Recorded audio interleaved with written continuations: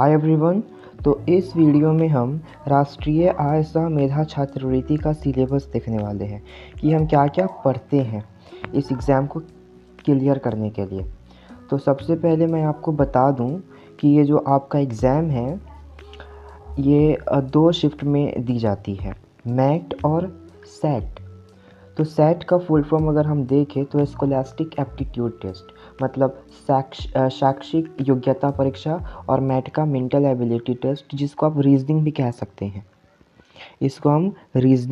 सकते हैं। इसका फुल फॉर्म अगर हम देखें, मेंटल एबिलिटी टेस्ट, हिंदी में मानसिक योग्यता परीक्षा। तो अब इस एग्ज़ाम में टोटल 180 प्रश्न पूछे जाते हैं, 180 प्रश्न, और सारे के सारे प्रश्न ऑब्जेक्टिव होते हैं। सारे के सारे प्रश्न ऑब्जेक्टिव मतलब टिक लगाने वाले होते हैं बस। तो अब यहाँ पे टिक लगाने वाले प्रश्न 180 पूछे जाते हैं। अब ये जो सेट है ना, सेट में हमको क्या क्या पढ़ना होता है। सेट में हमको साइंस पढ़नी होती है, सेट में हमको सोशल साइंस पढ़नी होती है, और फिर मैथ पढ़नी होती है, मतलब गणित, सामाजिक विज्ञान, और फिर विज्ञान।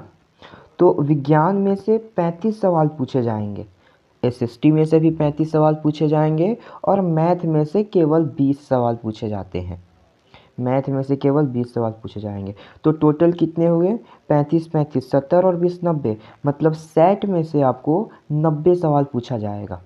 90 सवाल पूछा जाएगा आपको सेट में से। और जब ये 90 सवाल पूछा जाएगा, मतलब 90 प्रश्न हैं, तो 90 मिनट भी आपको दी जाएगी। लेकिन अगर कोई विकलांग है ना, विकलांग के लिए 120 मिनट दी जाती है, 120 मिनट दी जाती है। लेकिन मैट में, मेंटल एबिलिटी टेस्ट में, टोटल 90 सवाल पूछे जाएंगे और 90 मिनट दिए जाएंगे।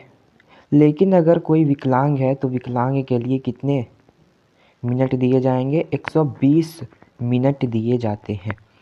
अब ये जो मेंटल एबिलिटी टेस्ट है, ये भी मतलब जो रीजनिंग है, इसको भी हम 2 भागों में बांट सकते हैं। एक होता है वर्बल रीजनिंग, एक होता है वर्बल रीजनिंग, और एक होता है नॉन वर्बल रीजनिंग, एक होता है नॉन वर्बल रीजनिंग। तो अब ये जो वर्बल रीजनिंग है ना, नॉन वर्बल रीजनिंग के मुकाबले इसमें से ज़्यादा सवाल पूछे जाते हैं। ये जो वर्बल रीजनिंग है, नॉन वर्बल रीजनिंग के मुकाबले इसमें ज़्यादा सवाल पूछे जाते हैं। तो ये रहा आपके NMMS या फिर राष्ट्रीय आय सह मेधा छात्रवृत्ति का सिलेबस। तो आपको ये सब पढ़नी होती है इसे क्लियर करने के लिए, है ना, इस एग्ज़ाम को पास करने के लिए। तो यहाँ पे हाँ, ये जो साइंस है, SST है, मैथ है, ये सब 8वीं क्लास की पढ़ी जाती है। ये सब आपको 8वीं क्लास का ही पढ़ना होता है। बस 8वीं क्लास का साइंस, सोशल साइंस और मैथ पढ़ लीजिए, और बाकी मेंटल एबिलिटी टेस्ट, रीजनिंग आपको अलग से पढ़नी होती है। तो इसको आप पढ़ लीजिएगा तो आपका एग्ज़ाम आसानी से क्लियर हो जाएगी।